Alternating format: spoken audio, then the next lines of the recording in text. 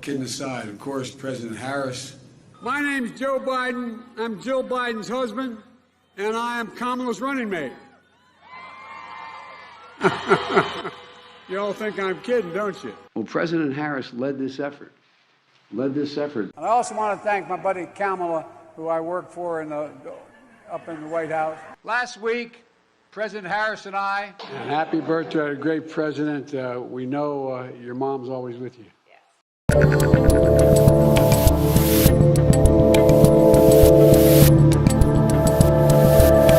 What's up, humans and other assorted life creatures? I'm Dave Rubin. This is the Rubin Report. It's May 22nd, Monday, May 22nd. We are live streaming on Rumble, YouTube, and Locals. If you'd like to join us for a post-game show where I answer uncensored questions, I listen to your commentary, and more, please join us at rubinreport.locals.com. And I have to tell you, people, we have a very dense, thick, packed show. A lot of paper, a lot of chances for paper cuts. We're going deep. It's a deep dive. I'm telling you, remember today, May 22nd, because this week in American history will go down as a big one because there is a lot of political stuff happening, as they say. I think you can sense at least one of them has to do with that guy here in Florida, Mr. Florida man Ron DeSantis himself. But today, what we will be doing with the program is unpacking what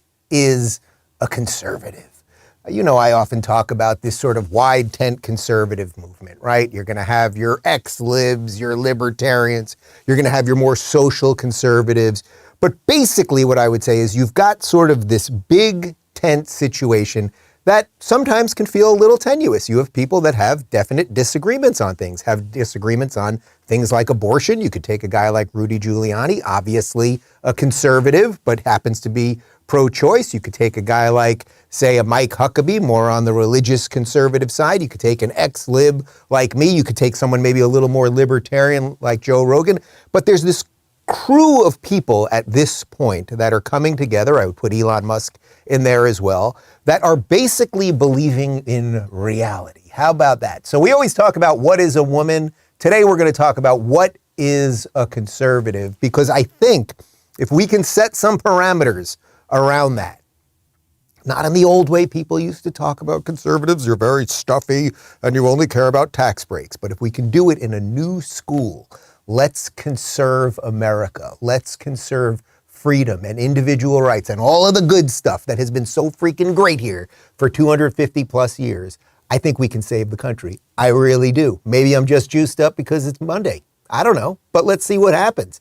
But the point is that when you start getting a coalition of good people fighting the machine fights back hard. And there's a lot of evidence of that. So we're going to get to all of that. Before we do, let me talk to you about My Patriot Supply.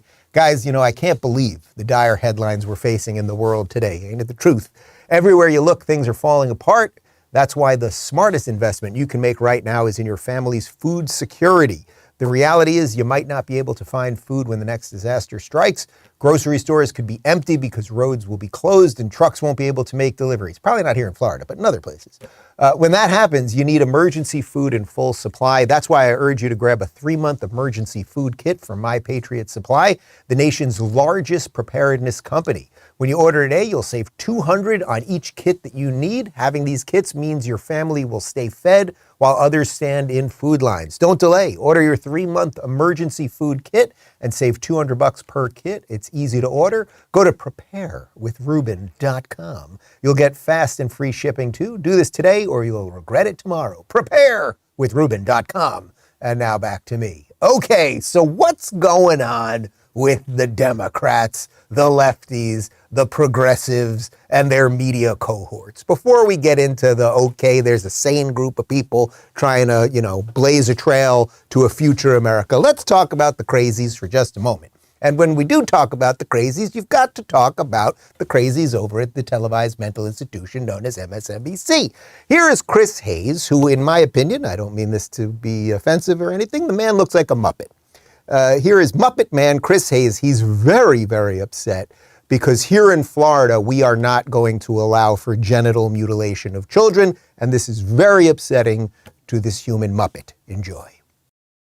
Now, the sick irony here, the one that I just can't get over and really kind of sticks with me, is that the right-wing movement that gave us this new law signed yesterday is the very same group of people that screamed about parental rights for years amidst the pandemic. I get to say whether my kid wears a mask. I get to say whether my kid gets vaccinated. I get to say whether my kid goes to school. And Ron DeSantis was the public face of that movement. That very same wing of the Republican Party, embodied by Ron DeSantis and the government of the state of Florida, has now demanded and produced a situation in which the government, that guy you saw there with the tough guy swagger about freedom, is going to decide if your child, who lives in your home, that you gave birth to or raised, that you love, your kid, what kind of care they can get. He decides. Care that, to be clear, the American Academy of Pediatrics supports and recommends. Think about what this means. That is what the courage to be free means. Freedom means that in my household, our family decides what kind of health care our child does or does not get. Not Ron DeSantis, not the Republican Party. Oh, Muppet Man, let me clean this up for you. First off, you and everyone that watches MSNBC and all your network cohorts and the entire Democrat Party basically were for mandates. You were for kids being forced to be injected with things, whether it was with their parents' permission or not. That's number one. So you're a complete hypocrite, but I get that hypocrisy is dead in 2023.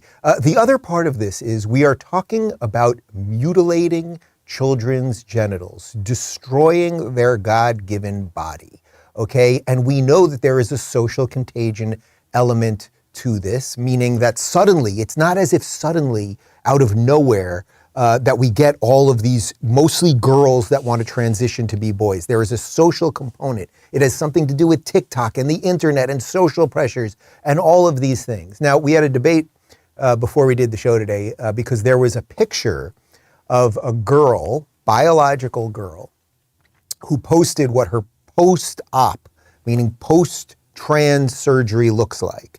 And we had a debate whether we were going to post the picture, and ultimately we decided not to because it is so profoundly upsetting and disturbing and everything else that we didn't want to put it up. We also thought that YouTube might just take down the stream altogether and give the channel a strike. So we did not put it up. But if you want to see what it looks like when a young girl, a 15-year-old girl, gets the surgery, what they literally do is they take muscle tissue and skin, and they take that from her thigh to create, I mean, this is just so unbelievably awful, to then create a penis that is not a penis. It does not look like a penis. It does not function like a penis. It has no sexual utility or anything else.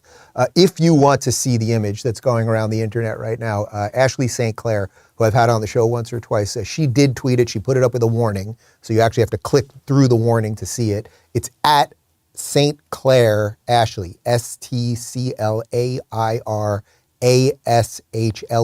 at St. Clair Ashley, if you want to see that image. We just decided not to put it up. But that these people are so for this is so insane, as if a 12-year-old or a 13-year-old or a 15-year-old who's a little confused maybe about their sexuality or their gender identity, who's bludgeoned by stuff online all the time and activist teachers and all of these things, that they should be able, their brains, which are not developed yet, they should be able to make a choice that will impact them for the rest of their lives. And that Muppet Man gets up there pretending to have some sort of moral authority on this is so insane. What DeSantis is doing, again, this is about kids. Once you become an adult, if you choose to mutilate your body or whatever you choose to wear, et cetera, that's up to you. That is the policy of Florida. And by the way, that policy is spreading throughout the country right now. And thank God it is. And people like Chris Hayes and all of these other activists, there is going to be hell to pay. There is going to be quite a comeuppance one day when a generation of young children who have been mutilated and abused by medical professionals and media professionals and political professionals, when they realize what has happened to their lives, when you're a 25-year-old who's sex organs don't work, who's mutilated, who doesn't actually look all the way like a woman in many cases, or whatever it might be, there is hell to pay. But it just continues, guys. I have a warning for you. We're going to have to show you a clip from The View right now. Anna Navarro. You know Anna Navarro. She lives near me. She was once a conservative, a sane conservative. I think she was Marco Rubio's campaign. She was campaign manager, if I'm not mistaken, for Marco Rubio. Rubio definitely worked for him. She is now on The View. She is completely insane. Here she is lying about Florida and Ron DeSantis. Surprise, surprise. Is that the policies that and the positions that Ron DeSantis is espousing are not traditional conservative policies. No, he isn't. Right. Asa Hutchinson would be right, more. absolutely. But weaponizing government against private business for exercising their freedom of speech is not conservative. It is fascism. It's also not constitutional. And I think it's part of why his numbers have dropped. All right, first off, the other lady, I don't even know her name. Oh, no, Asa Hutchinson. He's the real conservative because they know that no one will support Asa Hutchinson. Asa Hutchinson is going to get -6 votes. So, but Asa Hutchinson he's like Chris Christie. He's so great, Asa Hutchinson. I love love that guy, Asa Hutchinson. Okay, so that's one thing. Now, as far as Anna Navarro, one more time, guys, and when I say one more time, I mean I'm going to have to repeat this a million more times. DeSantis took special rights away from Disney. You might argue that state and corporate power combined would be a type of fascism. So it's almost as if fascism existed with this relationship that Disney had with the state of Florida, and DeSantis actually removed the fascism. Okay, that's really what happened here. He made it so that they have the same even playing field as every other big tourist attraction like Gator World and like Universal Studios and like SeaWorld. Of course, Disney should not have special rights, but what these people fear more than anything else is something's going on here, guys. Dare I quote Joe Biden? I can't believe I'm going to quote Joe Biden. Ron DeSantis has a backbone like a ramrod, and they're freaking out about it. That is exactly what's going on here. They cannot believe that finally we have a Republican politician who's doing the right thing, facing down the machine, facing down his opponents in the party, out of the party, facing down the media, the whole freaking thing. So across the board, they're going after him. Here is race huckster Al Sharpton over the weekend. This is at Jordan Neely's funeral. I have to, as a minister, deal with this. I heard the governor of Florida, DeSantis, say that the man that killed Jordan was a good Samaritan. Well, and they raised over $2 million for this man. Well, I know, Governor DeSantis, that you putting black history and LGBTQ and Latino out of the school. But I have a Bible to put in the governor's office.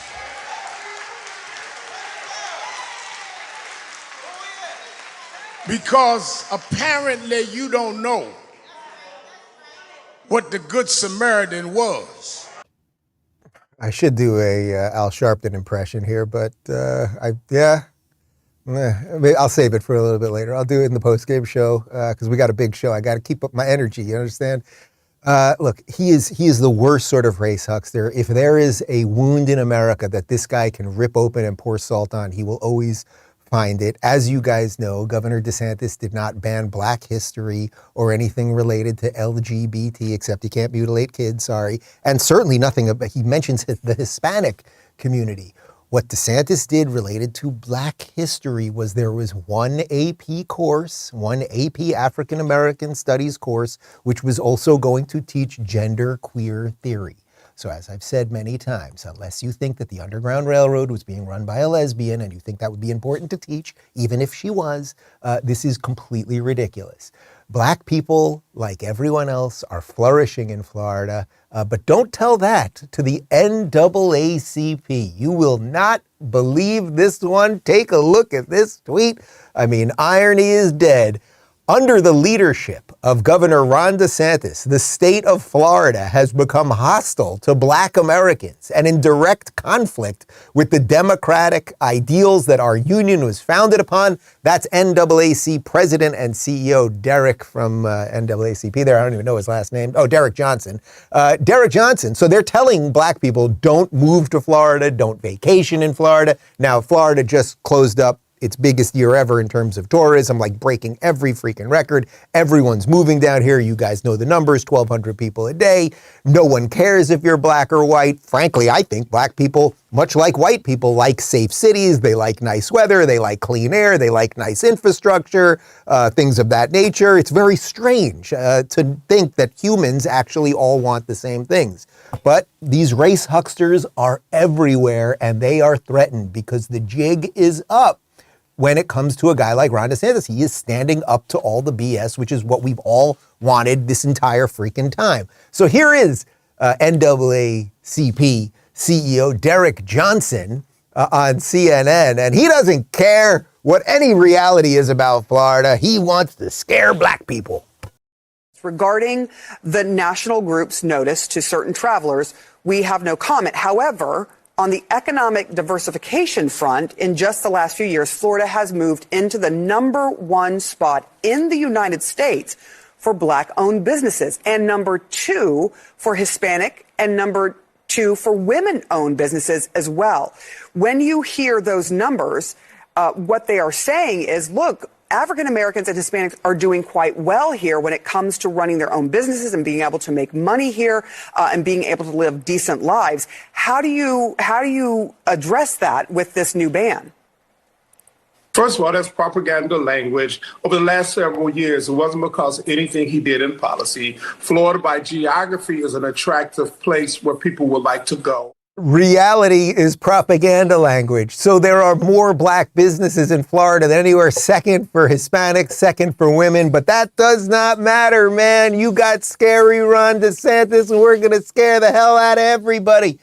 It's such abject nonsense, but they're throwing in the kitchen sink.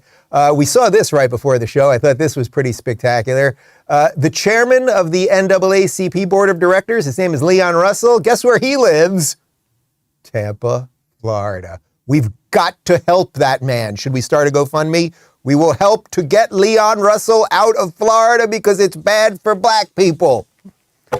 Moronic stupidity never ends. Let's talk about CB Distillery, and then we'll continue with moronic stupidity. And then we get to the good stuff at the end, don't worry.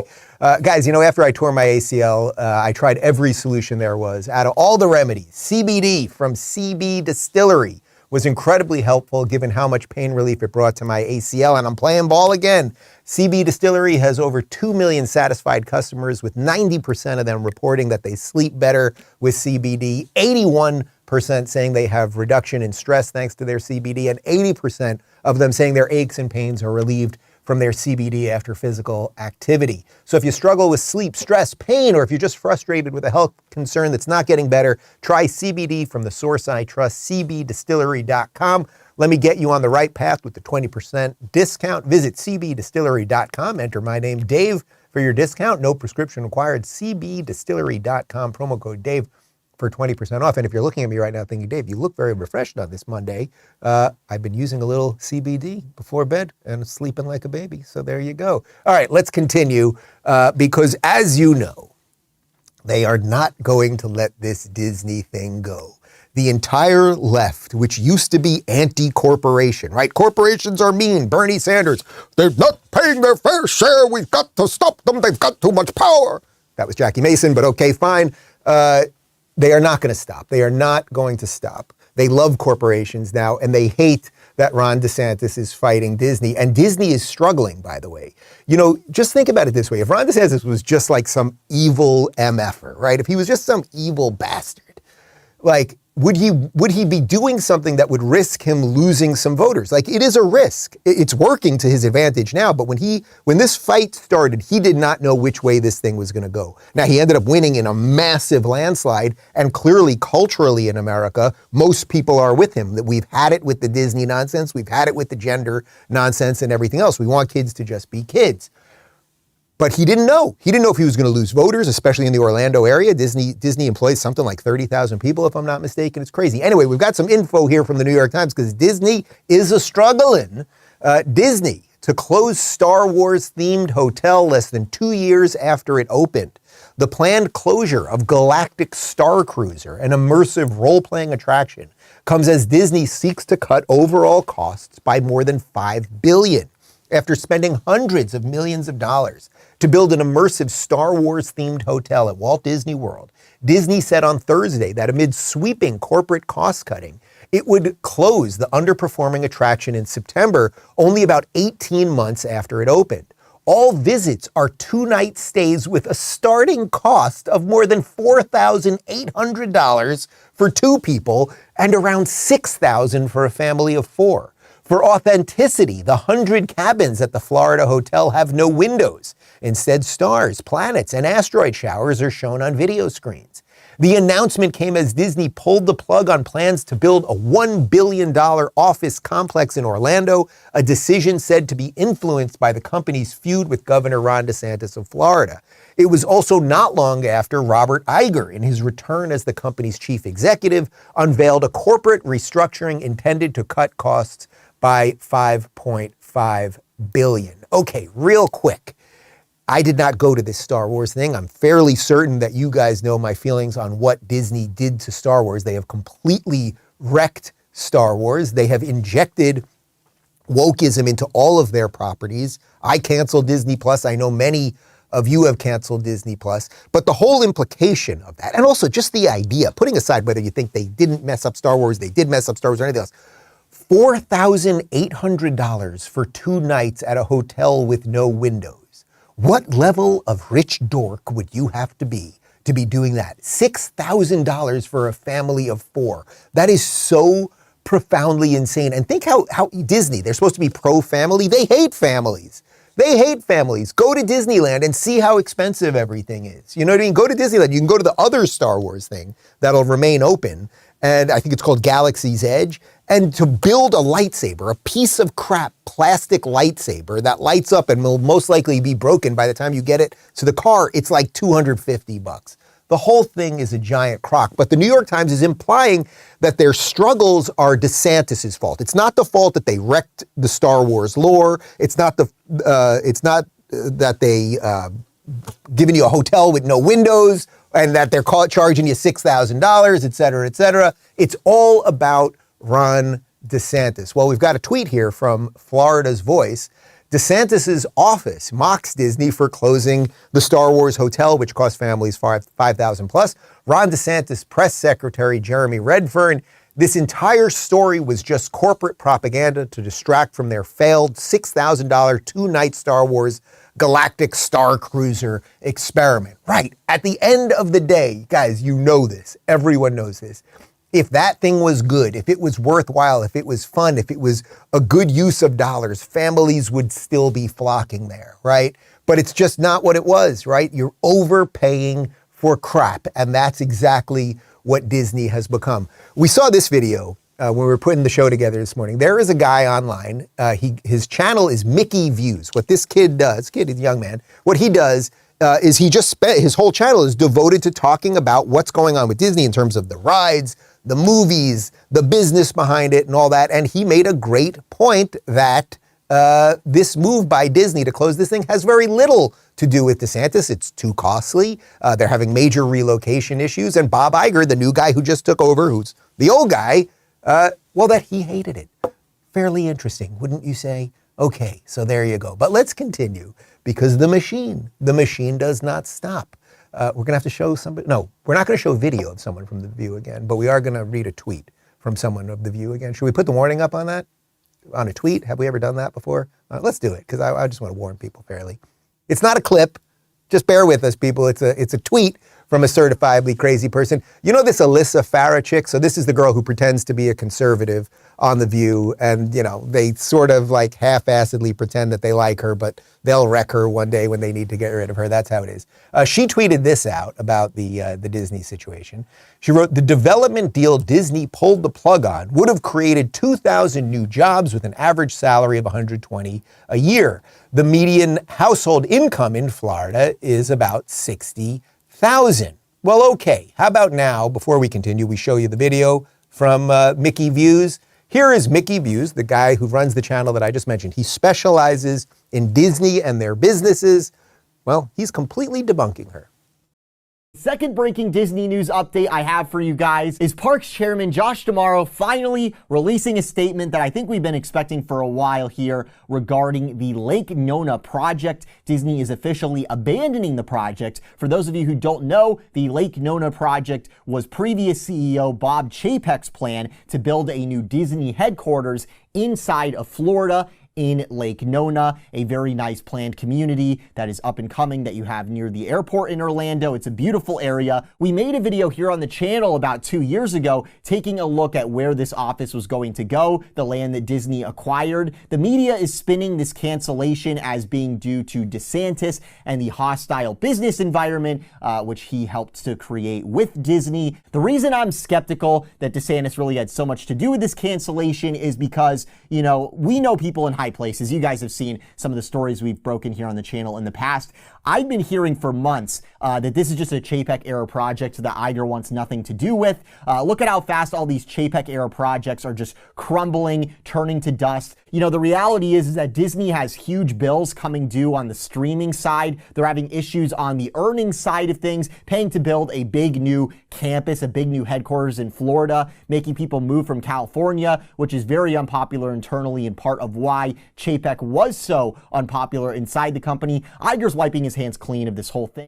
Okay, guys, so you really need to understand here, without getting too much into the minutia of this, that the way the media is covering this, that this is fully DeSantis' fault, that they're losing business and losing some jobs, is just complete nonsense. Disney's having all sorts of problems because of its crappy product. But it's not just because of its crappy product, it's because it went woke. You remember months ago when we were playing those videos day after day of the diversity, equity, inclusion department in Disney talking about how they have their secret gay agenda and they want boys to be girls. And that one woman who's in charge of programming, she's got a binary daughter and a two-spirit son and a three-penis goat or whatever it is. It's like, it never stops with these people, and people have had enough. You like the three-penis goat? That was, I don't know. That's what she said. I'm pretty sure. We'd have to check the record. Anyway, the point is their crappy product and their wokeness is what is destroying them. And then the fact that Bob Chapek, the former CEO who was sitting there, remember in that struggle session, he's sitting there as the bunch of them are lecturing him on how he needs to be better. He then got canned and they brought in Bob Iger. And then Bob Iger, who was the former CEO of Disney before, he looks at the numbers, he looks at the papers. He's a businessman who's done quite well with Disney over the years. And he goes, okay, we're building this $1 billion campus. Well, we're purging money, so we're not going to do that. And we're going to fix a whole bunch of this stuff. So this is what businesses do in the free market. Giancarlo Sopo from Visto Media tweeted this. The truth is this project died the day Chapek was fired. Iger hated it. It was a terrible idea and had already been delayed until 2026. Those 2,000 jobs were California transplants, mostly of whom did not want to move to Florida because creatives like LA. This article called it in November. So back in November, Wow News Today, which focuses on Disney, had that. Anyway, let's get back to Alyssa Farah. You'll see what we're doing here, trust me. Alyssa Farah from The View saw that from Giancarlo, and she wrote this.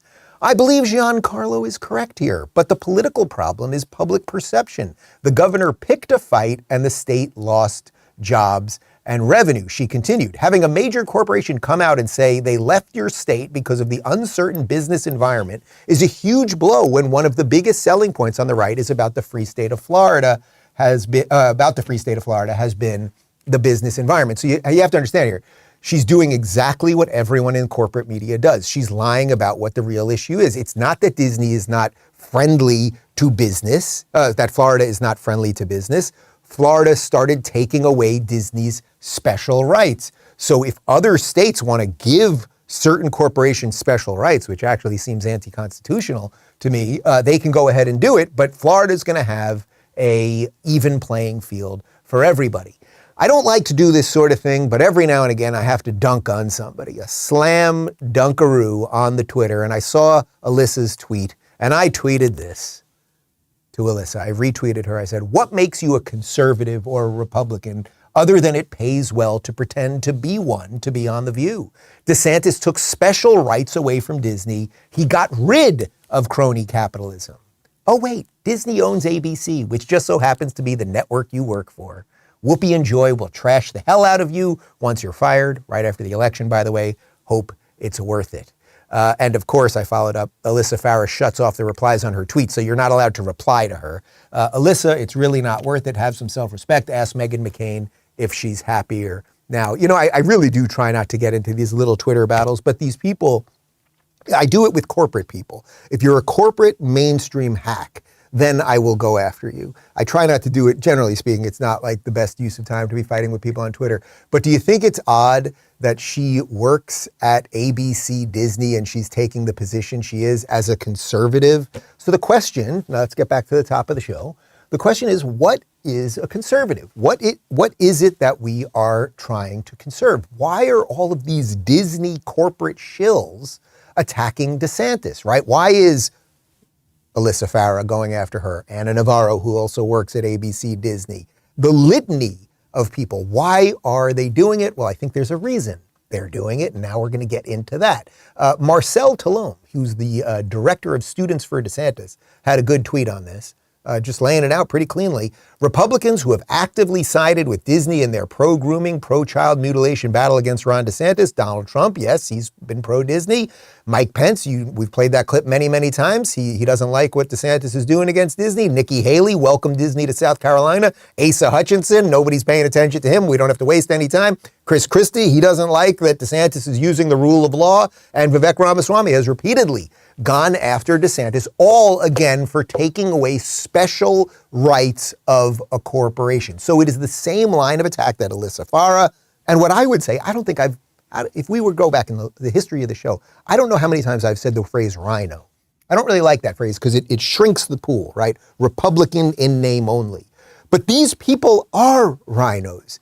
They will not conserve anything. They will not defend anything's good. And then when someone gets out there, and this is the key part, when someone gets out there, in this case it happens to be DeSantis, and stands up for the right thing, we would prefer you not chop the genitals off children, okay? Would that be okay, guys? They try to destroy him. So you must understand, they are shilling for special interests for corporations instead of free markets and free people and free children. Here's video of former Vice President Mike Pence siding with Disney.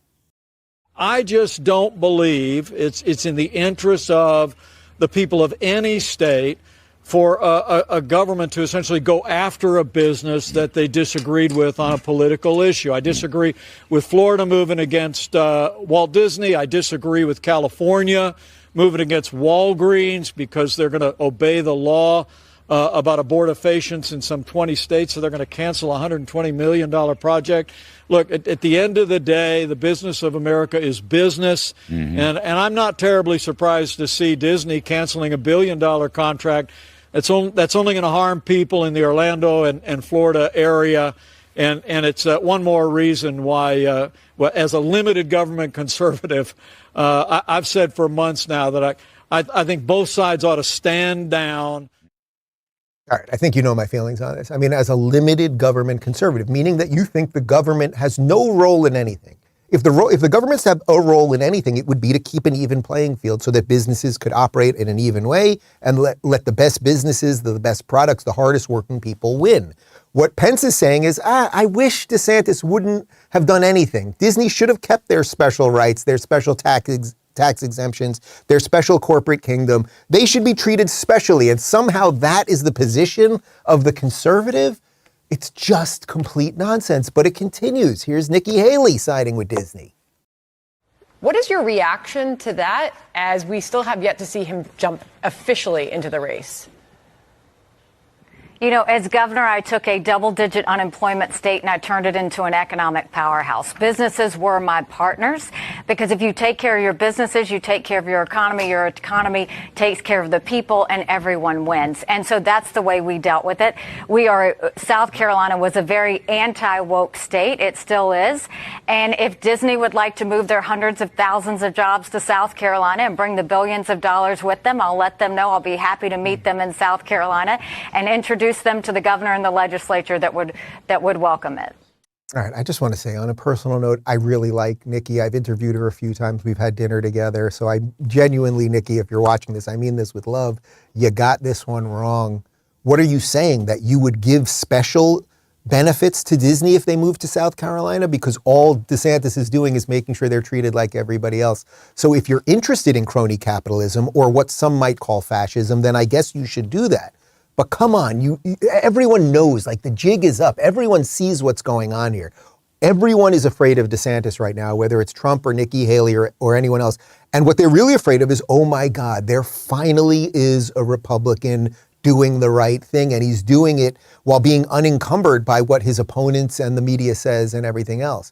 But it continues. Here's Asa Hutchinson, who's going to get -6 votes, but he's also with Disney. As a small government conservative, which you just repeated here, what's your take on leaders in your party, Ron DeSantis among them, who are actively using the government to change social policy and wage culture wars? Well, let's be more specific about Disney. I don't like what Disney said about the legislation that I would have supported in Florida, but it's not the role of government to punish a business when you disagree with what they're saying or a position that they take. If that was the view of a Republican, then we're going to be in all kinds of trouble in our businesses in blue states if they start punishing businesses for taking a more conservative speech or position. And so I don't understand a conservative punishing a business that's the largest employer in the state. In Arkansas and as governors, we recruit industry. We support our industry because it provides jobs. All right. Do I even have to bother? Like, you got it, right? Like, come on, dude. It's so obvious. Here's Vivek siding with Disney. When you look at someone like Ron DeSantis in Florida, I mean, you have been obviously very critical of him. You've called him a career politician, and you said he's deeply insecure. But isn't he implementing a lot of these principles that you have been advocating for? To a limited extent. But I think that the problem is what we really need in the White House is a leader, not a follower. And when you're off by half, you get things wrong. I mean, just look at the way that Disney has managed to outsmart Ron DeSantis. Because when you're going through the motions and you're doing it for the reason of getting a nice little bump on Twitter or a nice cycle of media, you're not actually solving the problem that you set out to solve. Vivek, I like you, dude. I really do. We've hung out a couple of times. You've been on the show. But what the F are you talking about? DeSantis is leading, not following. You're following because you're doing exactly what Mike Pence and Nikki Haley and Asa Hutchinson and Johnson and all of these other people are doing. It's just nonsense. But you want more followers? Well, now Chris Christie is going to get involved. That's what they're saying. New York Post, Chris Christie to announce presidential run in the coming days. And as far as running, well, you got the joke. Here's Chris Christie siding with Disney. I don't think Ron DeSantis is a conservative based on his actions towards Disney. I mean, you know, where are we headed here now? That if you express disagreement in this country, the government is allowed to punish you? To me, that's what I always thought liberals did. And now all of a sudden, here we are participating in this with a Republican governor. What you really need to understand, so I don't have to keep repeating myself with this, is all of these guys will be loved by the media. The more they go after DeSantis, the one guy who is doing what we the people want, the more that they will get airtime, that they will be, oh, they're the real choice. On The View, we like that. Asa Hutchinson, we like Chris Christie. And what they mean by that is you are ineffectual, you are unable to win, and you will never accomplish anything. But it even continues. Donald Trump over the weekend on Truth Social. DeSantis is being absolutely destroyed by Disney. His original PR plan fizzled, so now he's going back with a new one in order to save face. Disney's next move will be the announcement that no more money will be invested in Florida because of the governor. In fact, they could even announce a slow withdrawal or sale of certain properties or the whole thing. Watch. That would be a killer. In the meantime, this is all so unnecessary, a political stunt. Ron should work on the squatter mess. Okay, first off, I don't know what he's talking about with the squatter mess, and Florida is by far the freest economic and political and cultural state to live in. That's one thing. DeSantis, okay, that's just more name-calling, meaningless Trump. But interestingly, Trump is taking the side of the wokesters. He's taking the side of the giant corporations. He's taking the side of special interests and special treatment. And he's taking the side of the people who want to chop genitals off kids. That seems a little bizarre to me, as Trump was supposed to be the one that was, he was supposed to be the chosen one to destroy all of them. Anywho, whether we're talking Trump or Hutchinson or Chris Christie or Nikki Haley or Mike Pence or Vivek, et cetera, you can see it, guys. They are all focused on one guy. So let's just play a little video of what this one guy happens to think of those guys. I just think as conservatives, it's not conservative to just simply defer to every corporation in America. That's being a corporatist. And so when I have to look to see in the state of Florida, are we being governed appropriately? Are we advancing the rule of law? And I have to take on a company like Disney, a corporatist would say that you have to give Disney everything at once. Well, in reality, Disney was enjoying unprecedented privileges and subsidies. They controlled their own government in Central Florida. They were exempt from laws that virtually everybody else had to follow. They had great tax breaks. They were even able to rack up debt. No single entity or individual in the state of Florida enjoyed such privileges. And that's not good government, that's not free enterprise, but it's certainly even worse when a company takes all those privileges that have been bestowed over many, many decades and uses that to wage war on state policy regarding families and children. So we said that arrangement doesn't work for us. That self-governing status is gone. And that's exactly what we did. If you're a corporatist, you would not want to counteract that because you would let them do whatever they want. But if you're somebody that believes that we, the people, ultimately govern and that we should have a rule of law and that a free enterprise means actually everybody follows the same set of rules, then what Florida's doing is exactly and precisely correct. And we're going to continue to do what is correct. Guys, I'm sorry. I don't think I can overstate it. This is the chance we have to save America. It really is. It really is. Look, my life has been enriched by the policies that this guy has put forth. But this is now ground zero for freedom, not only in America and in the world. And if you don't see that stark difference between the way DeSantis wants to govern and the way the rest of these guys want to govern, then, well, I know you do because you're watching this show. So I guess you might know somebody who doesn't see it. And our work is to continue to convert those people. But this guy and this energy and this message is the future. Proper governance when it is effective, when it is necessary. Government shouldn't run everything, but it should also do nothing unless you're a complete anarchist. And if you're a complete anarchist, then so be it. I think actually if you're a complete anarchist, you would at least be more principled than the rest of these guys who are running for office. But just remember, everyone's attacking DeSantis right now. Nobody's attacking Trump. Why isn't Hutchinson attacking Trump? Why isn't Chris Christie attacking Trump? Why isn't Vivek attacking Trump? Well, it's fairly obvious because DeSantis actually is the leader at this point. Like, just trust me on this. It's just so freaking obvious. Here's a tweet from Florida's Voice. Here's what Trump's doing. Trump, New York's Andrew Cuomo did better than DeSantis on COVID deaths. Really think the level of the lying that is coming out of Trump right now. Yes, somehow Cuomo, who killed all of the old people, putting them back into the elderly homes, that he did better than Florida. Florida with the second oldest population, and DeSantis fought to keep it open. And that's why 1 million people have moved here and all of the stuff. Absolute lies. But don't take my word for it. Here's Trump acknowledging that DeSantis was doing right by COVID. As many schools and school districts are closing across the country, Florida Governor Ron DeSantis has not ruled out closing or opening up schools in May, saying that many kids are not vulnerable to this disease. Do you agree with that assessment? And do you believe that would you recommend that schools open up and to those states that have? Well, I have a lot of confidence in Ron DeSantis, a lot of faith in Ron DeSantis to make the right decision. He's doing a great job as governor. Ron DeSantis, I had read where he's thinking about opening up the schools earlier than the date, the end of the month.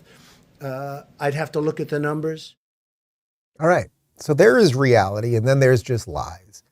So I get it. And I know a lot of Trump people are angry at me for just playing what Donald Trump's own words are. But when he attacks Florida, when he attacks the COVID response, when he now is defending Disney over Florida and over DeSantis, it's just absolutely ridiculous. And let's not forget, not only was Trump for warp speed, he was for locking down the country. And I grant everybody a certain leash on it, but you can't forget it. Trump's base is the most anti-lockdown, anti-mandate people there are, but Trump was the president when it all happened. We did the right thing. We closed the country down. I could have kept it open. And I could have done what some countries are doing. I had to shut it down, and we did the right thing. I thought of keeping it open. And we did just the right thing. We closed it down. And a group of very smart people walk in and say, sir, we have to close it.